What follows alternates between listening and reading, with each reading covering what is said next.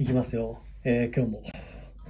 People often think about economists that focus on money, production, and the cold hard facts of what happened in the marketplace. It may therefore come as a surprise to think about an economist asking, "How happy are you?"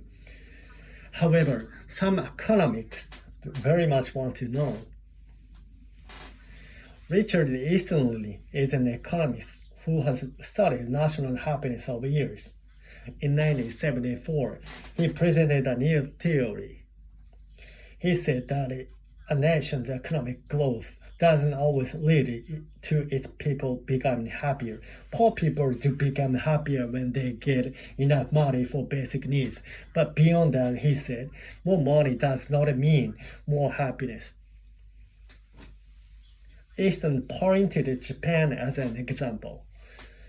In the years following World War II, Japan experienced an economic boom, one of the biggest in the history of the world. Between 1950 and 1970, its economic production grew by more than 600%. Japan grew from a country torn apart by war into the richest nation in the world. Surprisingly, however, the people of Japan didn't seem to grow any happier. According to one poll, they actually felt less satisfied with their lives in the early 1970s than they had 15 years before. They were richer, yes, but happier, no. For years, economists accepted it instantly. The public accepted it too. It fit in with the popular idea that money can buy happiness. Perhaps we wanted to believe in this idea because we all hope that happiness is within our reach, even when wealth is not.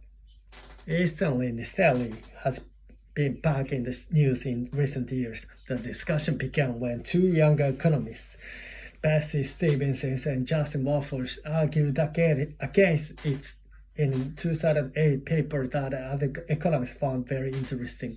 The position was that money is in fact likely to bring happiness. They based their argument on information father polls and river over 34 years since Easter's paper. They said, our key findings is that income appears to be closely related to happiness.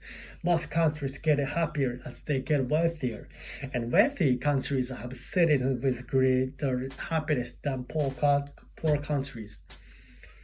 Some of their information came from a Gallup organization, a well-known and respected polling organization, which is found that people in the richest countries are happiest with their lives. At least 1/3 of people in those countries give themselves a score of 8, 9, or 10 on a happiness scale of 1 to 10, with 10 being the highest possible level of life satisfaction. The very rich and happy nation at the top of the list is Denmark. Denmark also sits at the top of the list created by other economists who do similar research. Who is at the bottom? Poor African nations, among them Tanzania, Togo, and Benin. As for the case of post-war Japan, Stevenson and Wolfers also looked back at the research done there. It turns out that the question in the poll changed over time. If we look at the years in which the question stayed the same, then the percentage of the people who related themselves as satisfied or completely satisfied actually did rise. The central idea then is that the economic growth of the nation does generally lead to more happiness for its citizens. In poor countries, it can lead to better food and housing and more choices in life.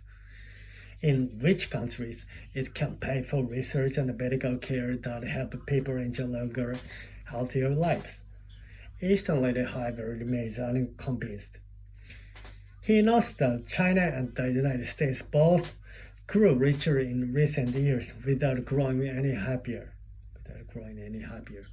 Easterly, Stevenson, and Wolfers would all agree on at least one thing: money is the only factor that influences happiness.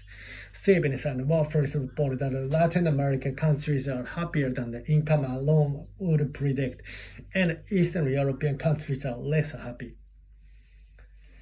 When Steven and Wolfers speak about income and its influence, they think that what matters is absolute income, how much you make in dollars, pesos, euros, yen, etc.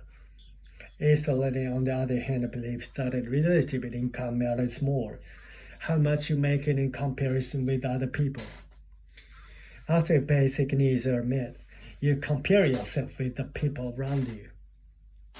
How happy you depends not on how much you have, but on how you think you compare with those others, and how much more you want. Such comparisons may be human nature, or are they? Psychologist Professor Sonia Lukamitsu doesn't believe that happy people think this way. In her research, she has asked people who they compare themselves with. Less happy people, she reports, went on and on. How did happier people respond? She says, the happy people didn't know what we were talking about.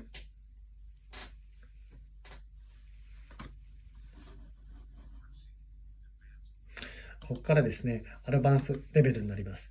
これはね、3時間23分経過しているアメリカン・イングリッシュ・リスニング58パッセージャーズ。OK。これをちょっとスクショして追加でやろうと思います。まあこんな感じでね、日々やってるんですけれども、依然としてやっぱり、うまくいった感がなかなかね、見えてこないです。要は、自分のね、レベルがアップしてるか。これがですね、やっぱり可視化できない。あくまでも、これは、自分の感覚のものっていうのがすごい感じますね。だからこそ苦しい。でも、これをやり続けるというのを決めました。はい。まあ、今の話ですと、日本も例に乗りましたけども、決してこのリッチ、いわゆるお金を稼ぐことがハッピーにつながるというわけではないということを、3人のね、スペシャリストの話を交えてあったと思います。で、そこに日本の例もあったと思うんですけれども、いつの間にか日本は、世界大戦後はですね、第二次世界大戦後は、まあ6倍ぐらい、リッチな国として、それまでのね、歴史を、まあ、ひっくり返したと。歴史はありますけれども、じゃあ今どうだっていうところですね。いっぱい、お金を稼ぐけれども、それがハッピーにつながっているかというと、まあ決してそうではないと、そういうことでした。はい。まあ、幸せは人の定義、それぞれですけれども、僕は僕の、自分の尺度で幸せと胸張って、言える人生を作ります。以上。